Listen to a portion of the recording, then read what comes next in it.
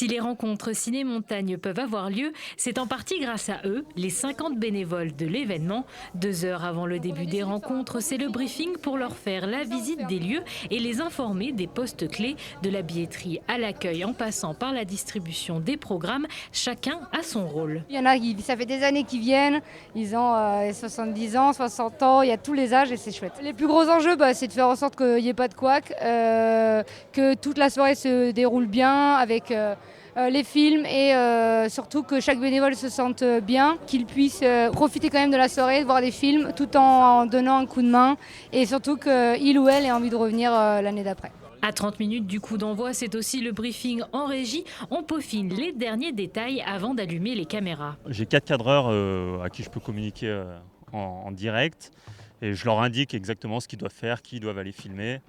Et moi après, avec tout ça, je mixe entre les caméras pour avoir le produit final qui est diffusé dans les écrans. À l'autre bout du Palais des Sports, on se prépare à monter sur scène. Cette année, Thibault Leduc co-anime avec Pauline Boulet, journaliste spécialisée montagne, ces soirées des rencontres. L'occasion d'en savoir plus sur les protagonistes des films présentés. C'est varié, même chaque soir, on peut traiter 5-6 films et 5-6 activités différentes de montagne.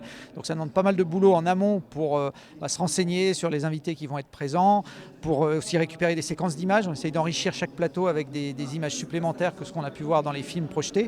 Donc il y a un boulot de préparation en amont qui est assez important. Et finalement, le soir, c'est juste la mise en musique de ce qu'on a pu préparer avant pour proposer ça au public de façon le plus sympa possible. Dernier petit point avant de monter sur scène, pour Floriane et Grégoire qui présentent leur film Pizzalp, les rencontres ciné-montagne sont une première. On connaissait les rencontres et on se disait on postule mais sans trop y croire.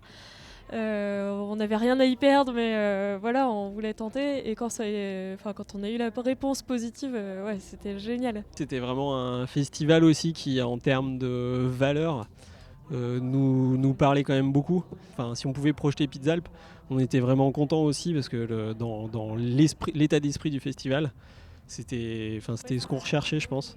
Au total, pas moins d'une 50aine de personnes seront accueillies sur la scène des rencontres ciné-montagne lors des 5 soirées de projection.